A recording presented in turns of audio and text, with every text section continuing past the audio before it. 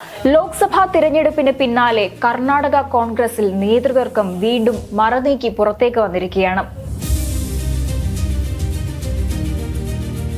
DK. ശിവകുമാറിനെതിരെ പുതിയ നീക്കങ്ങളാണ് സിദ്ധരാമയ്യ പക്ഷത്തു നിന്നും ഉണ്ടാകുന്നത്. ഡി.കെ. ശിവകുമാറിനെതിരെയുള്ള നീക്കങ്ങൾ ഇത് ആദ്യമായല്ല നടക്കുന്നത്. ലോക്സഭാ തിരഞ്ഞെടുപ്പിന് ശേഷം പല ഉൾപാർട്ടി പ്രശ്നങ്ങളും കർണാടക കോൺഗ്രസിനുള്ളിൽ പുകയുന്നുണ്ടായിരുന്നു.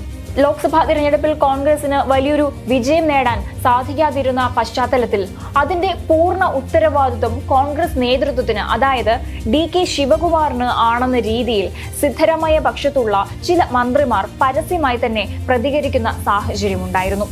എന്നാൽ ഇപ്പോൾ പുതിയ നീക്കങ്ങളാണ് ഡി.കെയ്ക്കെതിരെ നടക്കുന്നത്. കൂടുതൽ ഉപമുഖ്യമന്ത്രിമാർ വേണം എന്ന ആവശ്യമാണ് നിലവിൽ ചില മന്ത്രിമാർ ഹൈക്കമാൻഡിനെ അറിയിച്ചത്.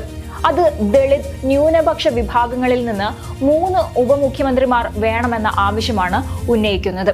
കഴിഞ്ഞ നിയമസഭാ തിരഞ്ഞെടുപ്പിന് ശേഷം മുഖ്യമന്ത്രിയാകാൻ ഡി.കെയ്ക്ക് താല്പര്യമുണ്ടായിരുന്നു. തന്റെ ആ ഒരു ആവശ്യം ഡി.കെ. ശിവകുമാർ ഹൈക്കമാൻഡിനെ അറിയിക്കുകയും ചെയ്തിരുന്നു. അന്ന് ഹൈക്കമാൻഡ് അതൊരു സമവായത്തിലേക്ക് എത്തിച്ചത് ഒരു ഉപമുഖ്യമന്ത്രി എന്ന രീതിയിലായിരുന്നു.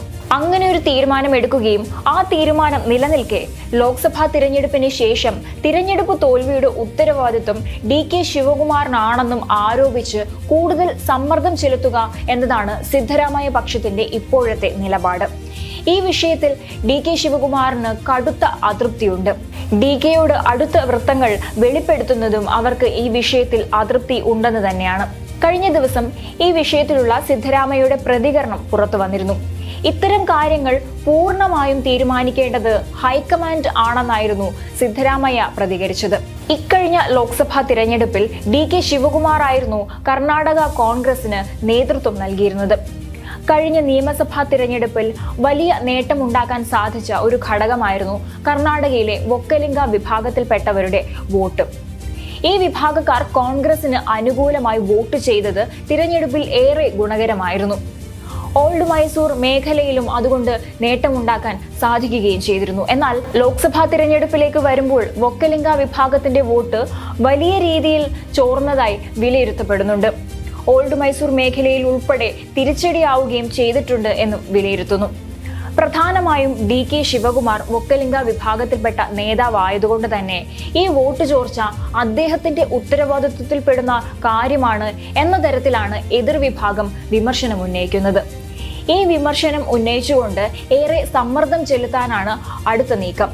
അതേസമയം ഡി.കെ. ശിവകുമാറിനെ മുഖ്യമന്ത്രി ആക്കണമെന്ന് ശക്തമായി ആവശ്യപ്പെടുകയാണ് ഒരു വിഭാഗം. കൂടുതൽ സമുദായങ്ങൾക്ക് പ്രാധാന്യം കിട്ടുന്ന തരത്തിൽ ഒന്നിലധികം ഉപമുഖ്യമന്ത്രിമാർ വേണമെന്ന് ചന്നാഗിരി MLA ആണ് ആവശ്യപ്പെട്ടിരിക്കുന്നത്. കഴിഞ്ഞ ദിവസം കൂടുതൽ വിഭാഗങ്ങൾക്ക് ഉപമുഖ്യമന്ത്രിമാർ വേണമെന്ന് ആവശ്യപ്പെട്ട് 7 മന്ത്രിമാരാണ് ഹൈക്കമാൻഡിനെ സമീപിച്ചത് എന്നാണ് അറിയാൻ സാധിക്കുന്നത്. പാർട്ടിക്കകത്ത് തന്നെ ചലോ ദില്ലി എന്ന തരത്തിൽ ഒരു പ്രചാരണം മന്ത്രിമാർ നടത്തുന്നുമുണ്ട്. ആഭ്യന്തരമന്ത്രിയായ ജി. പരമേശ്വരയുടെ നേതൃത്വത്തിലാണ് ഇത്തരത്തിലൊരു നീക്കം നടക്കുന്നത്. ദളിത് വിഭാഗത്തിൽ നിന്നും, ST വിഭാഗത്തിൽ നിന്നും, പിന്നാക്ക വിഭാഗങ്ങളിൽ നിന്നും എന്നിങ്ങനെ 3 വിഭാഗങ്ങളിൽ നിന്ന് മന്ത്രിമാർ വേണം എന്നാണ് ഇവരുടെ ആവശ്യം. ഈ ഒരു സാഹചര്യത്തിലാണ് ഇതിനൊരു മറുമരുന്ന് എന്ന പോലെ ഡി.കെ. ശിവകുമാറിന്റെ വിഭാഗം രംഗത്ത് വരുന്നത്. ചന്നാഗിരി MLA ബസവരാജു ശിവഗംഗയാണ് ഇപ്പോൾ ഡി.കെ. ശിവകുമാറിനെ മുഖ്യമന്ത്രിയാക്കണം എന്ന ആവശ്യപ്പെട്ട് രംഗത്തെത്തിയിരിക്കുന്നത്. ഇതിനു മുൻപ് കോൺഗ്രസിന് ഭരണം കിട്ടിയപ്പോൾ 5 വർഷം സിദ്ധരാമയ്യ മുഖ്യമന്ത്രിയായിരുന്നു. ഇപ്പോൾ 1.5 വർഷമായി സിദ്ധരാമയ്യ മുഖ്യമന്ത്രിയായി തുടരുകയാണ്. ഇനി ഭരണം മാറട്ടെ എന്നും ഡി.കെ. ശിവകുമാർ മുഖ്യമന്ത്രിയാകട്ടെ എന്നുമാണ് ചന്നാഗിരി MLA ആവശ്യപ്പെടുന്നത്. കൂടുതൽ സമുദായങ്ങൾക്ക് പ്രാതിനിധ്യം കിട്ടുന്ന തരത്തിൽ ഒന്നിലധികം ഉപമുഖ്യമന്ത്രിമാർ വേണമെന്നും ബസവരാജു ശിവഗംഗ ആവശ്യപ്പെടുന്നുണ്ട്. കൂടാതെ വൊക്കലിംഗ വിഭാഗത്തിൽപ്പെട്ട ഡി.കെ. ശിവകുമാറിന് മാത്രമല്ല ലിംഗായത്ത് വിഭാഗത്തിൽ നിന്നും ഉപമുഖ്യമന്ത്രി വേണമെന്നും ആവശ്യം ഉന്നയിക്കുന്നുണ്ട്. ഏറ്റവും ഒടുവിൽ ചേർന്ന KPCC യോഗത്തിൽ ഈ വിഷയം ചർച്ചയായിട്ടുണ്ട്. അന്തിമ തീരുമാനം ഹൈക്കമാൻഡിന് വിടാനായിരുന്നു യോഗത്തിന്റെ തീരുമാനം.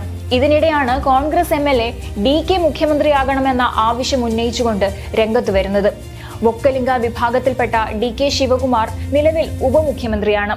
എന്തായാലും നിലവിൽ കർണാടകയിൽ ഡി.കെ. ശിവകുമാറിനെ മുഖ്യമന്ത്രിയാക്കണമെന്ന ആവശ്യം ശക്തമാകുന്നുണ്ട്.